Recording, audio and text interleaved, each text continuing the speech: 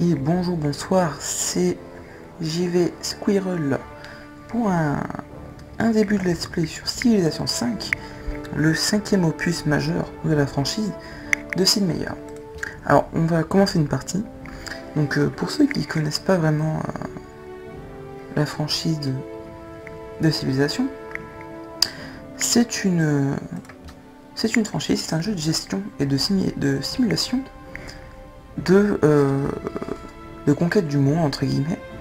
On commence en Antiquité, dans l'ère de l'Antiquité, et ensuite on doit progresser jusqu'à une époque moderne, voire futuriste dans ce jeu-là, et essayer de survivre à travers toutes les époques et de faire prospérer son empire. Donc, il y a plusieurs personnages possibles. Donc, nous avons Washington. En fait, nous avons plein de personnages, comme vous pouvez le voir. Et en fait, tous ces personnages sont différents. Ils ont tous ce qu'on pourrait appeler une sorte de pouvoir ou de caractéristiques, comme par exemple pour Washington ici, qui a un champ de vision augmenté pour l'unité militaire terrestre, ainsi que les prix des cases, moins 25% sur les prix des cases à l'achat. Donc tous ces sortes de personnages ont un pouvoir spéciaux, ainsi que des unités particulières en fonction de leurs empires. Donc on peut reprendre l'exemple de Washington, avec l'Empire américain, ils ont donc un bombardier spécial, ainsi qu'un Minuteman, qui est une sorte de fusilier propre aux Américains en fait. Donc nous avons donc plusieurs empires disponibles. Donc sachant que par exemple si je prends Moctezuma, je jouerai donc l'empire aztèque. Donc nous avons Washington, Harun al-Rashid, Moctezuma, Wu Zetian, Ramsès II, tout ça. Nous avons plein de personnages différents.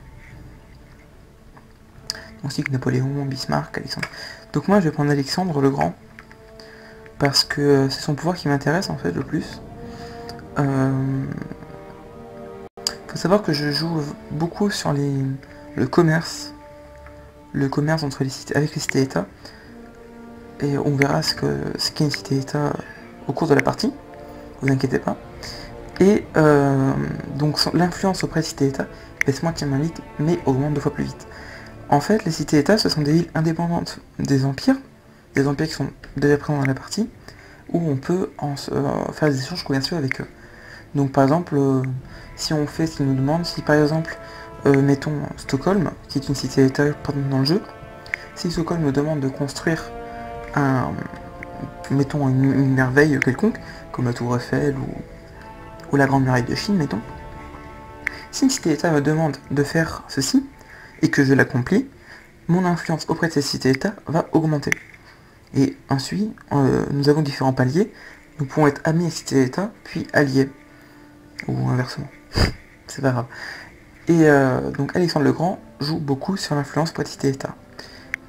Donc nous reviendrons ça plus tard. Donc je vais prendre Alexandre le Grand. Type de la carte, donc on peut en choisir plusieurs. Donc moi je vais choisir un continent, je trouve ça un peu mieux. Taille de la carte minuscule, en fait il faut savoir que quand on prend rien que normal ou grande, en fait la carte est déjà gigantesque. Donc minuscule en fait c'est plutôt bien. Alors niveau 2, donc on peut également choisir un niveau de difficulté, parmi de 1 à 8. Et ouais, on va mettre la difficulté 2, afin de pas trop se compliquer la tâche. Comme ça on pourra continuer la partie assez rapidement, facilement.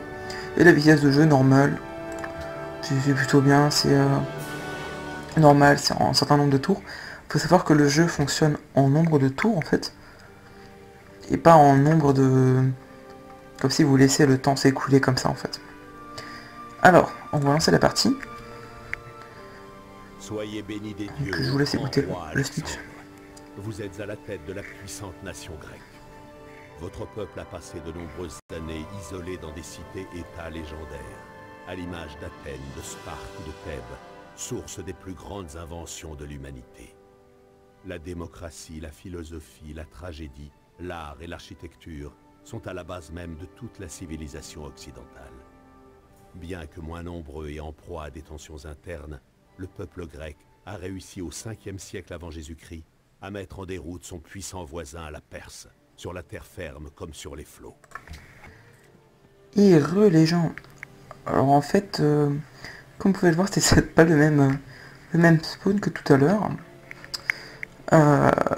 Il faut savoir qu'en fait, je pensais, on voit à la minimap, que la map serait justement minuscule. Mais en fait, non, pas du tout, c'est normal, j'avais complètement oublié ça. Bon, c'est pas grave. Donc, ce spawn est un peu mieux finalement.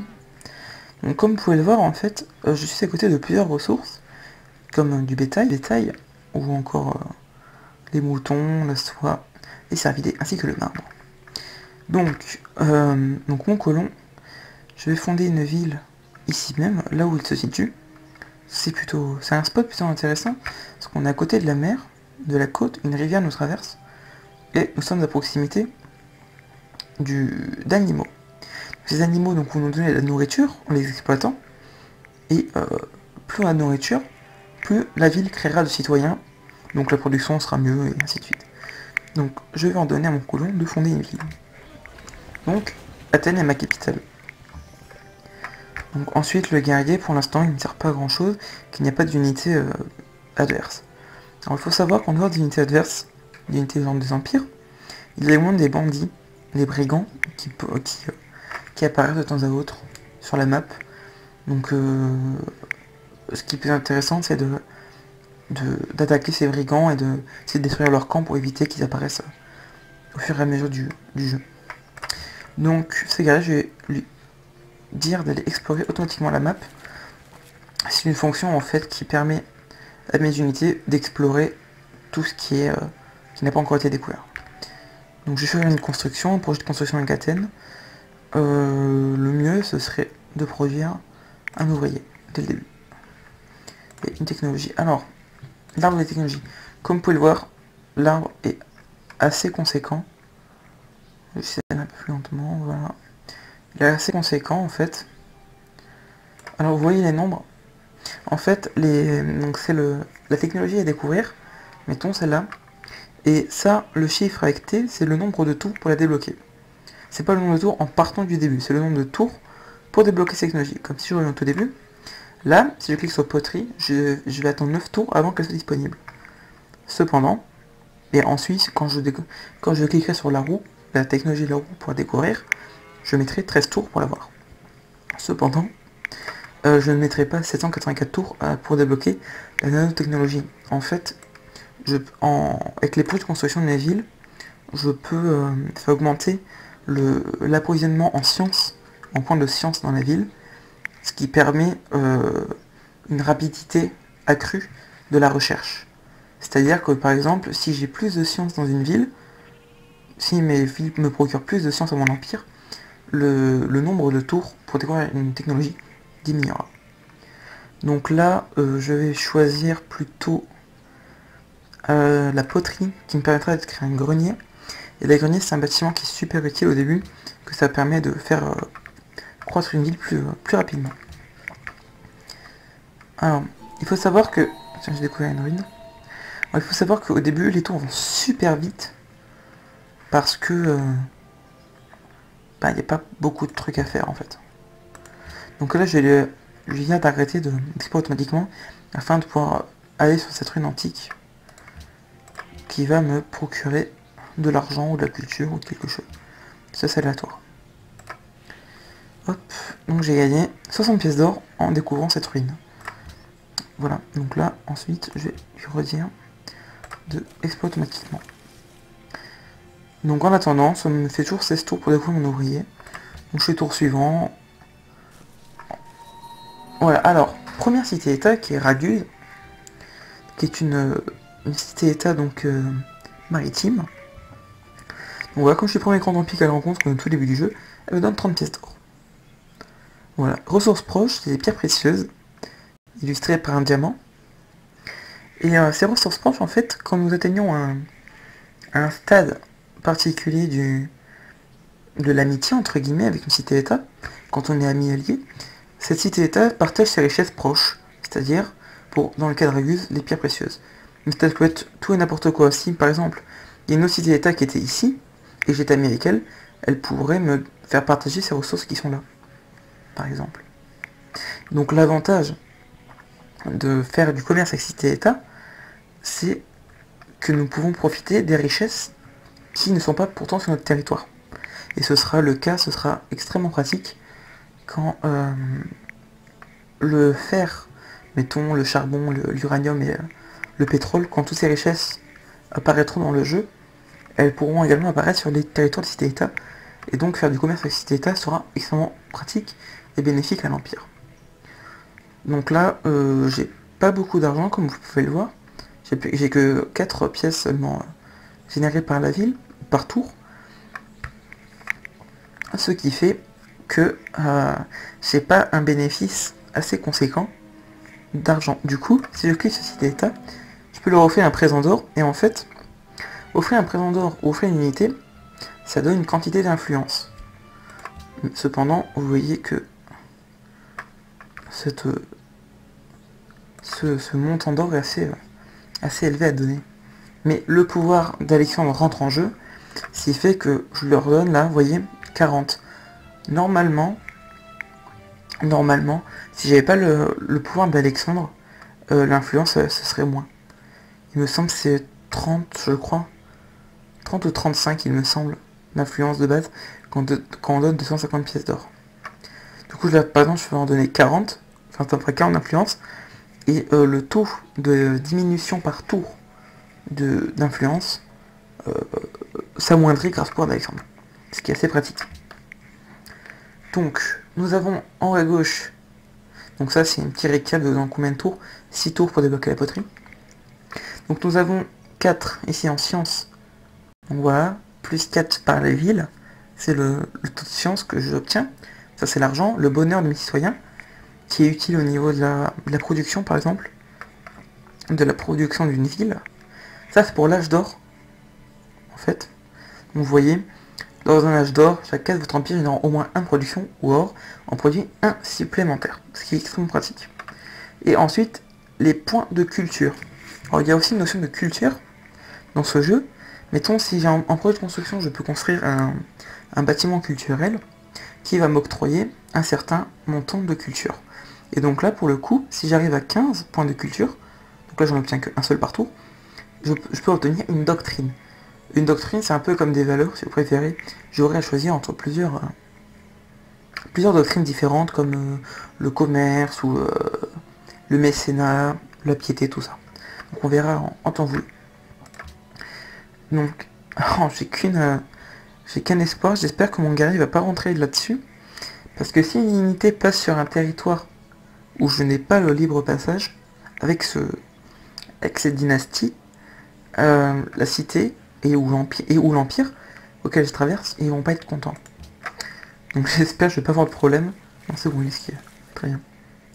Et là on remarque en fait j'ai un très bon spawn.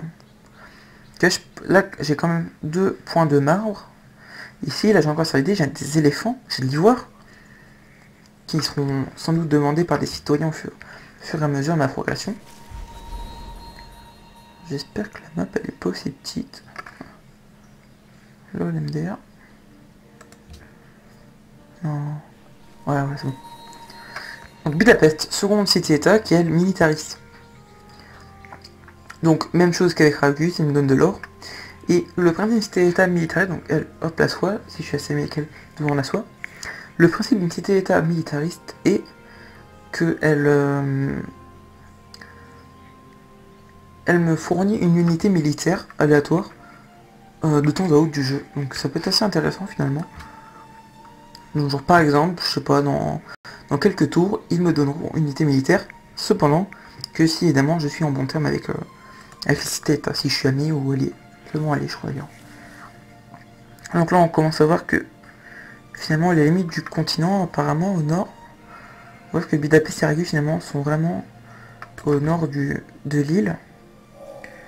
Est-ce que l'argile dit à son potier? Que fais-tu? Donc, j'ai découvert la poterie. Donc nouvelle technologie. Donc je pourrais construire maintenant un bâtiment, le grenier. Donc cependant, évidemment, afin de pouvoir construire ça, je suis obligé d'attendre que ma ville produise le projet que j'ai déjà lancé. Ou alors, je peux l'acheter en cliquant sur l'écran de ville. je peux acheter quelque chose, mais contre de l'or. Et vous voyez, je suis un peu pauvre pour le coup. Donc voilà. Je ne peux pas encore acheter le grenier. Cela dit, je crois que je peux pas acheter ça comme ça, si. Si, je peux, d'accord. Alors il y a des choses qui ne sont pas, même comme ça, achetables. Il n'y a que les unités des bâtiments qui sont achetables. On pourra ensuite, plus tard, construire des merveilles, comme je disais tout à l'heure, comme la Tour Eiffel ou bien Corvat ou des trucs comme ça. Les merveilles, on peut pas les acheter. Des trucs comme ça. Ou alors d'autres éléments qui sont nécessaires afin d'obtenir différentes victoires dans le jeu. On verra ça plus tard. Et justement, pour en finir, les victoires. Donc il y a plusieurs victoires différentes. Il y a la victoire militaire, c'est-à-dire vaincre tous les empires, pas les cités-états, que les empires des autres joueurs. Pour l'instant, on n'a pas encore découvert sur la carte. Peut-être qu'on en verra prochainement. Une fois qu'on a battu tous ces empires et qu'on a récupéré leur capitale ou qu'on les a un peu conquis, on a une victoire militaire. Que si on a battu toutes les capitales adverses, on a une victoire militaire. Sinon, il y a une victoire, on a une victoire scientifique si on arrive, hop, dès qu'on a fini le futur. Dès qu'on arrive, on passe à ce qu'elle compte pas. Dès qu'on a créé tout ça, là, vous voyez, vaisseau spatial, dès qu'on a découvert, construit et assemblé tous les composants du vaisseau spatial, on peut, faut le ramener au niveau de la capitale et envoyer tout ce vaisseau spatial dans l'espace. Et donc cette victoire, c'est la victoire scientifique. Cependant, il faut faire attention, cette victoire scientifique n'est possible que si on n'a pas la victoire militaire. On peut pas avoir les deux en même temps. Mais cependant, on peut avoir la victoire scientifique, puis la victoire militaire, mais pas l'inverse. Et ensuite, il y a une dernière victoire, qui est la victoire culturelle, ou diplomatique si vous préférez. C'est construire les Nations Unies, qui sera un bâtiment qu'il faudra découvrir à la fin du jeu, en technologie. On découvrira les Nations Unies, il faudra les construire. Et ensuite, il y aura un vote parmi les cités-états, et ou les empires qui restent. Et ils voteront pour leurs dirigeants, c'est un peu comme l'ONU en fait, pour une sorte de dirigeant. Et si ça tombe sur nous, on a gagné, on a la victoire culturelle. Donc voilà, donc moi j'ai presque toujours gagné avec la victoire militaire. Donc là je ne sais pas comment ça va se passer, on est encore au début du jeu, on est qu'au 8ème tour.